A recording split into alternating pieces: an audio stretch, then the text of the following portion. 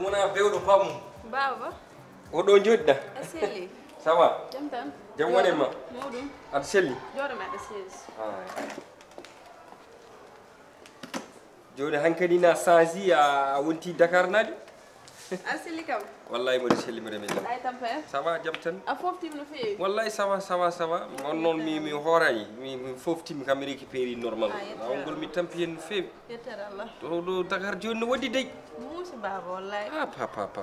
Ça va? Modum yettara Allah. Yumani calmin maari be bibe jewnimi. Wallahi min buri yewnudebe. Dogi a wonti Dakar najo men da fo ko nyamminida. Ay ko an wi ham yem resede baba. Ko ne moji de wallahi moji so tawi men nandire dow jam rek dum woni ko essentiel o. Ay wallahi. Kono bimi odo mi famani. An min nen no cakkirimi arde do nde ho gonno don ko appartement mon to ani Kalido. Bimi mi famani.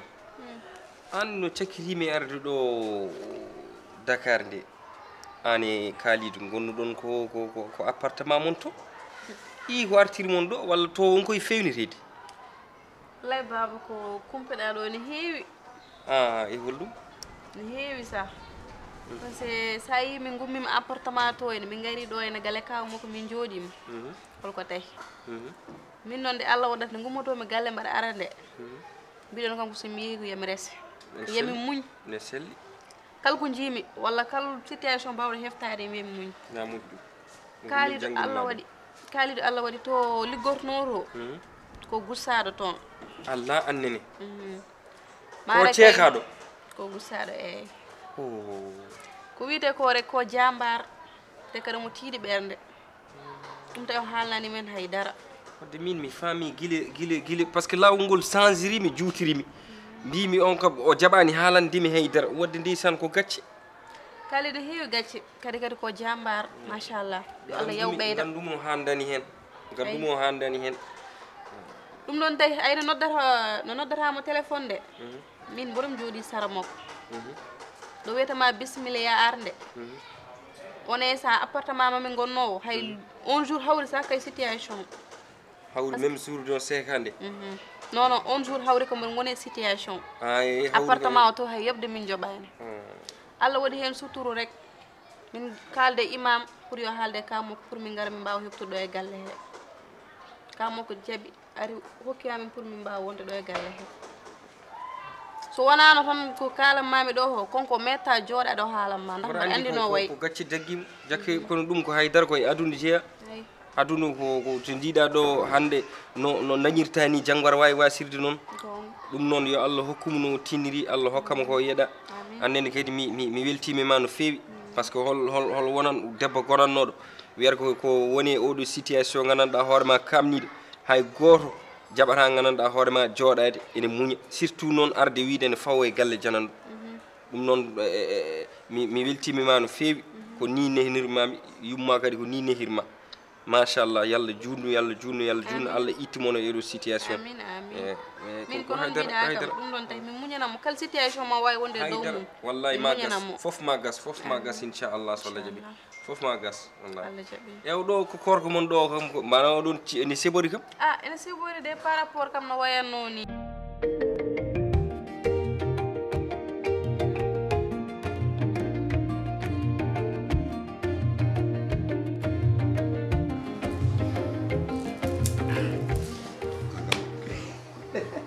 Kam a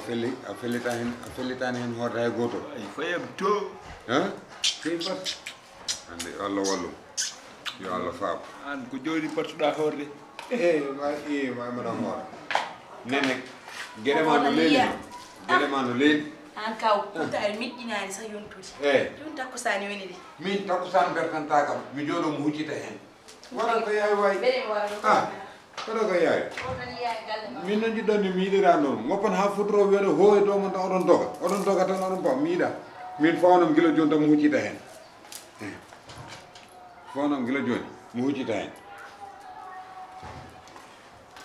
kay ko ɗo tan woni ɗum ta fawe guile takkusan ɗum kam ma hakkille ma o yiyet to baba yeeyi baba haɗa yontude ma waru woɗɗani de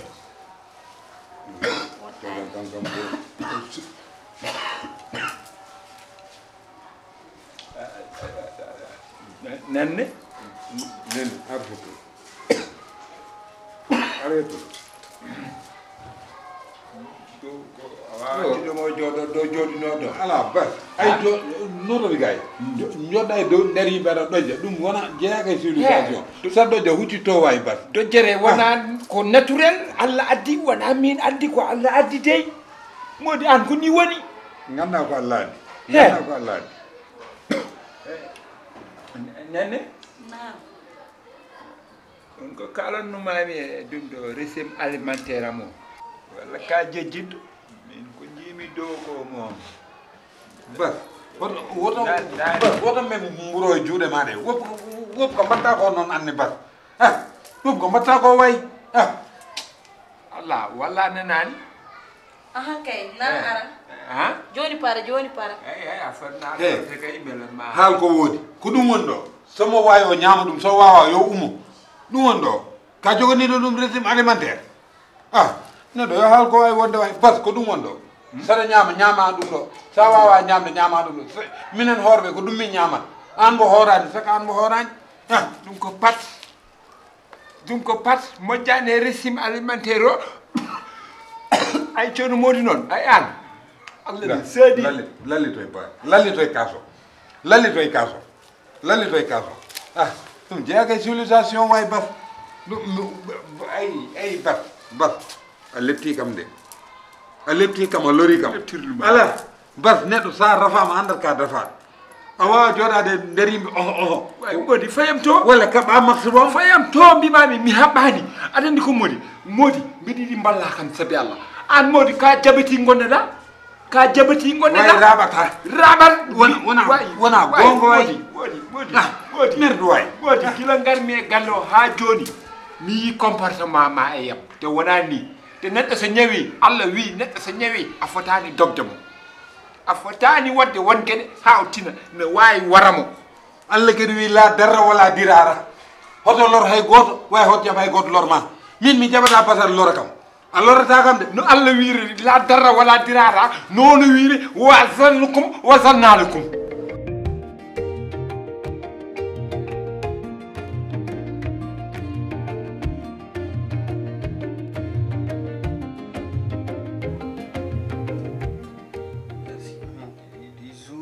faman ɗum yimɓene walla jara wona kam fof korata ni neɗɗo kam so a wira hoore wadde hen bal so ɓerde ma saami mandu fof ko woni hen kono heureusement wona kam fof korata ni eso Kalidou som an kam no gorɗa a waɗi ko neɗɗo suusa a wadde e galle yeyde holɗum yebde macce e korka ala eso wona yebde massa woni ko fotoyaji oɗo sal min gila namni ɓe mbi kam aran ga yeeɓa massa mi hulni ko woni mi famay kawam jaɓata naddo e saala yini sakani mimo fotoyaji pourquoi kawma ko an yeewi min on suusi yettindemi ɗum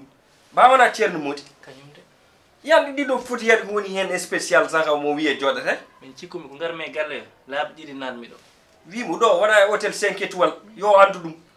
fotoyaji ɗi fotoyaji ko neɗɗo sisata hen neɗɗo ni guinnane ñakki nene ɗi kewɗi ñakki koko sisata hen yimɓe wona or wona jama minde mi yeyna jam mino suusa yettindemi ɗum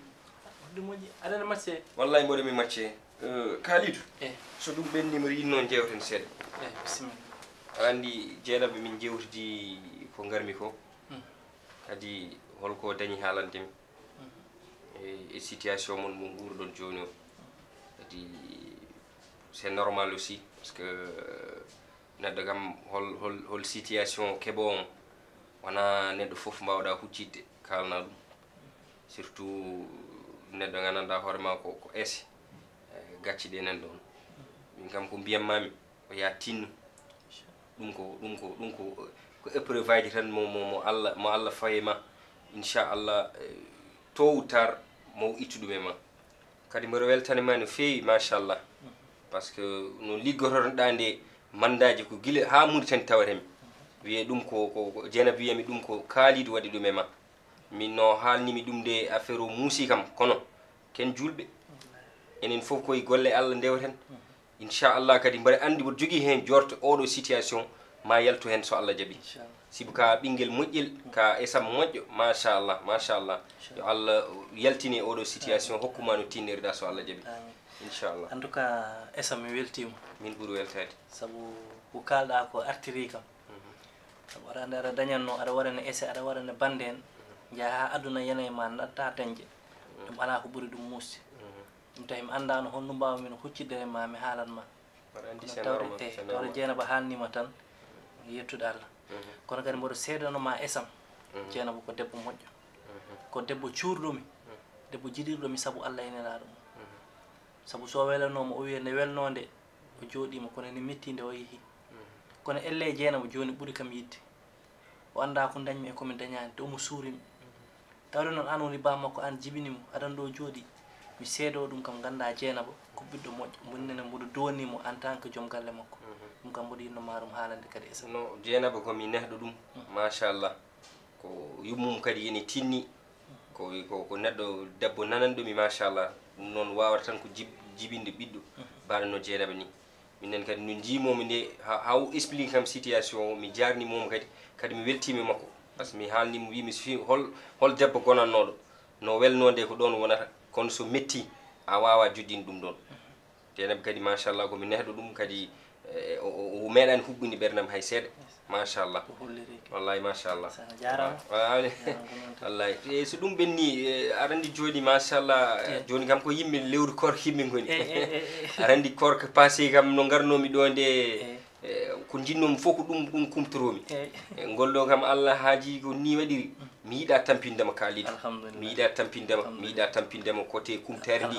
mi yiiɗa tampindema hay seeɗa ayni pour ñamdam aɗa wawi ɗum nin tan hay ko ƴettannomi Mauritanie ko o heewani ko hunde ganduɗa hoorema walla ala tampere no feewi ayni ay sinno ko social seeɗa tan ɗasine ayni ɗum ɗo onon mbiyata kiloji mburu kiloji ɗiɗi mburu e ɗum ɗoji seeɗa no wiyete firiyon seeɗa tan hay sinko pomele bananele ananasil ɗum tan seeɗa wiiɗa tampindema dal woto adduɗo tan ɗum ɗo tan napa heewa tan ñamde taw situation ɗum yani quoi ko ɗum tan social seeɗa tan e mburu e firiyon seeɗa tan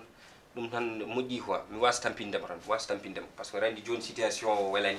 wallahi ala probléme ala probléme Allah ko moƴƴo Allah ko moƴƴi Allah ko moƴƴi Allah ko moƴƴi Allah ko moƴƴi